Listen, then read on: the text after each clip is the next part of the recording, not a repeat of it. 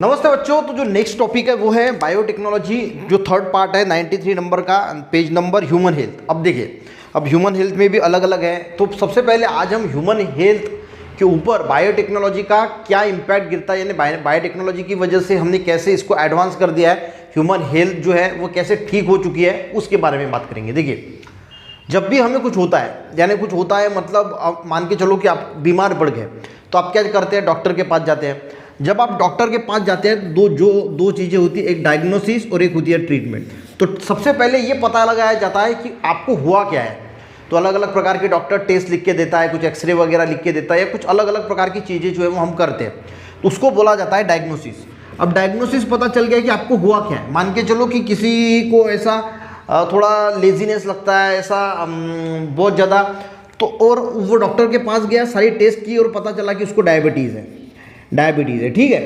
अब डायबिटीज़ एक बीमारी है, ठीक है। डायबिटीज़ यानी क्या, एक डायग्नोसिस हुआ उसको कि डायबिटीज़ है, यानी शुगर की बीमारी है। अब बॉडी में जो है वो शुगर को कंट्रोल कौन करता है, इंसुलिन करता है। तो पहले के ज़माने में क्या किया जाता था, जो हॉर्स थे, काऊ थी, या जो पिग्स थे, इनके पैनक्रियास से जो है, इनके पैनक्रियास से इंसुलिन निकाला जाता था, और वो इंसुलिन फिर जो डायबिटीज़ के पेशेंट को जो है वो लगाया जाता था, ठीक है।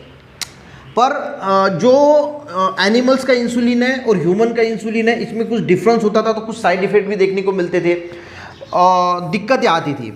पर अब बायोटेक्नोलॉजी की मदद से हम क्या कर, जो इंसुलिन बनाया जाता है, अभी का जो इंसुलिन बनाया जाता है वो बायोटेक्नोलॉजी की मदद से बनाया जाता है। यानी बायोटेक्नोलॉजी की मदद से कैसे बनाया जाएगा, देखिए, जो एक बैक्टीरिया होता है ई कोलाई, इसको मॉडिफाई किया जाता है, यानी ह्यूमन के पैनक्रियास से इंसुलिन का जो जीन होता है उसको निकाला जाता है, और वो जीन जो है वो इस ई कोलाई में डाला जाता है।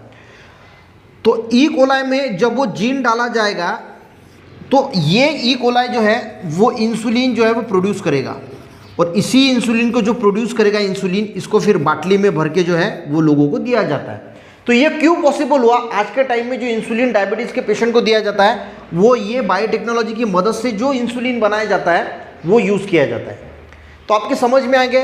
तो डायबिटीज़ के पेशेंट को जो है वो इंसुलिन जो मिल रहा है, जो पहले हॉर्स या फिर वहाँ से निकाला जाता था, तो उसका साइड इफेक्ट भी होता था। तो आज बायोटेक्नोलॉजी की मदद से हम जो है वो बहुत सारा इंसुलिन भी प्रोड्यूस कर सकते हैं और उसको डायबिटीज़ के पेशेंट वालों को दे सकते हैं।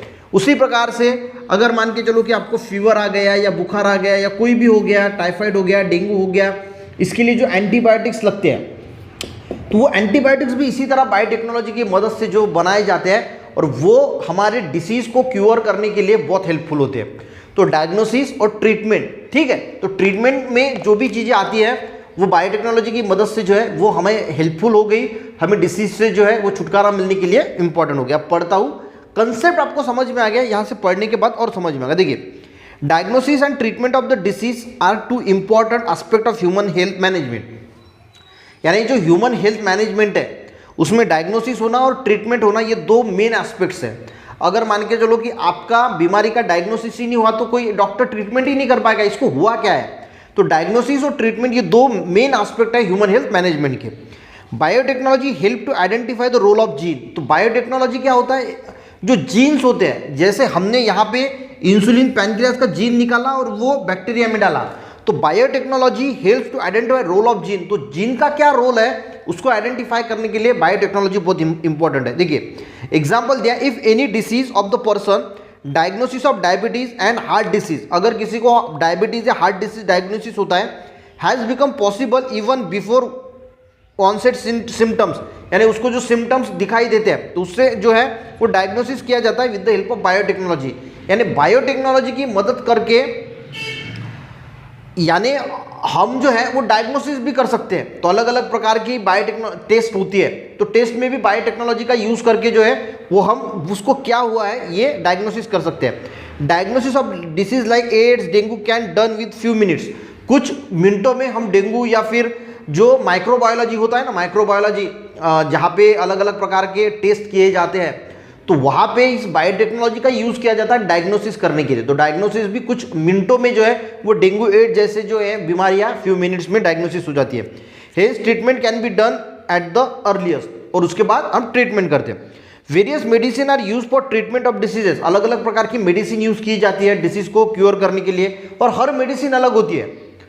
डेंगू होगा तो अलग है, टाइफाइड होगा तो अलग है, एंटीबायोटिक अलग है, डायबिटीज होगा तो अलग है, हार्ट डिसीज होगा तो अलग है, अलग अलग प्रकार के लिए अलग अलग प्रकार की मेडिसिन दी जाती है। देखिए एग्जाम्पल यहाँ पे दिया है, the hormone insulin is use to treatment diabetes, यानी डायबिटीज के ट्रीटमेंट के लिए इंसुलिन नाम का हार्मोन जो है वो यूज किया जाता है। Earlier insulin was being collected from the pancreas of horses, तो पहले जो इंसुलिन लिया जाता था वो हॉर्स के पैनक्रियाज से लिया जाता था। However nowadays due to the biotechnology insulin can be prepared with the help of bacteria, आज हम इंसुलिन जो है वो बैक्टीरिया की मदद से जो प्रिपेयर करते हैं।